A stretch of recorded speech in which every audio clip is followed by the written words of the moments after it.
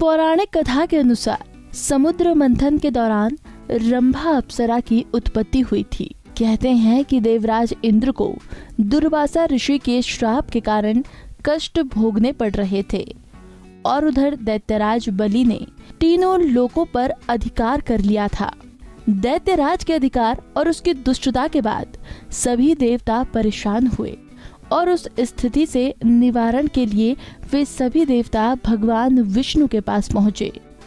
तब भगवान विष्णु ने देवताओं के कल्याण का उपाय समुद्र मंथन बताया और कहा कि क्षीर सागर के गर्भ में अनेक दिव्य पदार्थों के साथ साथ अमृत भी छिपा है। उसे पीने वाले के सामने मृत्यु भी पराजित हो जाती है। इसके लिए तुम्हें समुद्र मंथन करना होगा। भगवान विष्णु के सुझाव के अनुसार इंद्र सहित सभी देवता दैत्यराज बलि के पास संधि का प्रस्ताव लेकर गए और उन्हें अमृत के बारे में बताकर समुद्र मंथन के लिए तैयार किया। समुद्र मंथन के लिए समुद्र में मंदराचल को स्थापित कर वासुकी नाग को रस्सी बनाया गया। तत्पश्चात दोनों पक्ष अमृत प्राप्ति के लिए समुद्र मंथन करने लगे।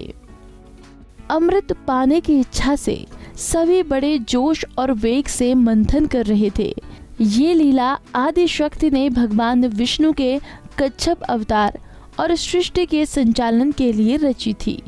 देव और दैत्यों ने मिलकर समुद्र मंथन किया तो उसमें से 14 रत्न निकले। इन 14 रत्नों में से एक अप्सरा रंभा भी थी।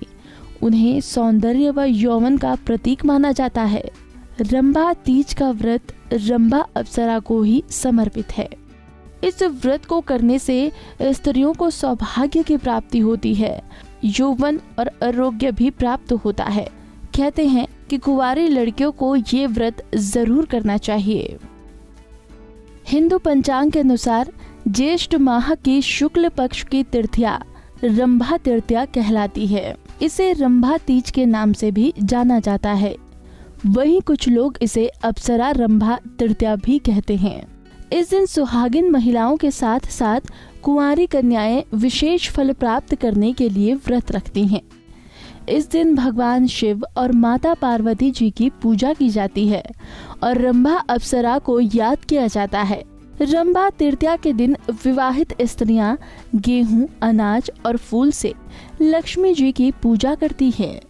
इस दिन देवी लक्ष्मी को प्रसन्न करने के लिए पूरे विधि विधान से पूजा की जाती है। इस दिन स्त्रियां चूड़ियों के जोड़ों की भी पूजा करती हैं, जिसे अप्सरा रंभा और देवी लक्ष्मी का प्रतीक माना जाता है।